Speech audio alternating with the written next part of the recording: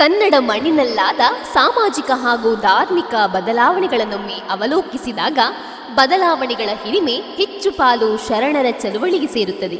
ಈ ಚಳುವಳಿಯ ಸಾಮಾಜಿಕ ಮುಂದಾಳತ್ವ ವಹಿಸಿಕೊಂಡು ದುಡಿದವರಲ್ಲಿ ಮಹಾಪುರುಷ ವಿಶ್ವಗುರು ಬಸವಣ್ಣನವರು ಪ್ರಮುಖರು. ಸಾಮಾನ್ಯ ಜನರನ್ನ ಭಕ್ತಿಯ ದಾರಿಗೆಳೆದ ಕೀರ್ತಿ ಬಸವಣ್ಣನವರಿಗೆ ಸಲ್ಲುತ್ತದೆ. ಈಗಿನ ಬಿಜಾಪುರ ಜಿಲ್ಲೆಯ ಬಸವನ ಬಾಗೇವಾಡಿ ಹಿಂದಿನ ಕಾಲದಲ್ಲಿ ಒಂದು ಹೆಸರಾಂತ ಅಗ್ರಹಾರ. ಅಲ್ಲಿ ಮಂಡುಗಿಯ ಮಾದಿರಾಜ, ಮಾದರಸ ಮತ್ತು ಮಾದಲಾಂಬೆ ಎಂಬ ದಂಪತಿಗಳಿದ್ದರು. ಅವರಿಗೆ ಬಹಳ ಕಾಲ ಮಕ್ಕಳಾಗಿರಲಿಲ್ಲ. ಹಾಗಾಗಿ ಆ ದಂಪತಿಗಳು ದೇವರ ಮೊರೆ ಹೋದರು.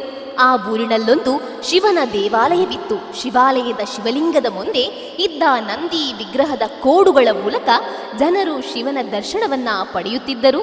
ಅದೇ ಕಾರಣಕ್ಕೆ ಅಲ್ಲಿನ ಜನ ನಂದಿಯಲ್ಲಿ ಅಪಾರ ಭಕ್ತಿಯನ್ನ ಹೊಂದಿದ್ದರು. ಮಾದಲಾಂಬೆಯು ನಂದಿಗೆ ಹರಕೆ ಹೊತ್ತಳು.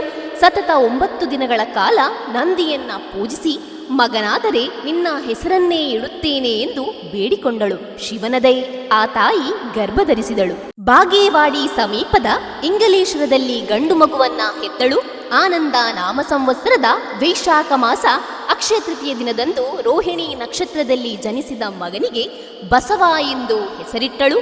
ತಂದೆ ಮಾದಿರಾಜ ಸಂಸ್ಕೃತ ಪಂಡಿತರು. ಬಸವನ ಬಾಗೇವಾಡಿಯು ವೈಚಾರಿಕತೆ, ಧರ್ಮ ಪರಿಪಾಲನೆಯ ತವರು. ಇದರಿಂದಾಗಿ ಬಸವಣ್ಣನವರು ಎಳೆ ಪ್ರಾಯದಿಂದಲೂ ಶ್ಲೋಕಗಳನ್ನ ಕಲಿತುಕೊಂಡಿದ್ದರು. ಹಾಗಾಗಿ ಬಸವಣ್ಣನವರು ಬೇರೆ ಸಾಮಾನ್ಯ ಮಕ್ಕಳಂತೆ ಬೆಳೆಯಲಿಲ್ಲ.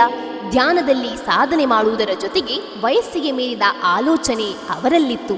ಬಸವಣ್ಣನವರ ಬುದ್ಧಿ ಬೆಳೆದಂತೆ ಅವರಿಗೆ ಸಮಾಜದಲ್ಲಿನ ಅಸಮಾನತೆಗಳು ಕಾಡತೊಡಗಿದವು.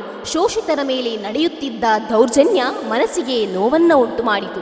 ಅವರಲ್ಲಿ ಸಮಾನತೆ ಭಾವನೆ ಬೆಳೆದು ಮುಂದೆ ಜನರಲ್ಲಿ ಸಮಾನತೆಯ ಭಾವನೆಗಳನ್ನು ಬೆಳೆಸಿ ಸಾಮಾಜಿಕ ಹಾಗೂ ಧಾರ್ಮಿಕ ಬದಲಾವಣೆಗಳನ್ನು ತರುವ ಪಣವನ್ನ ತೊಟ್ಟರು.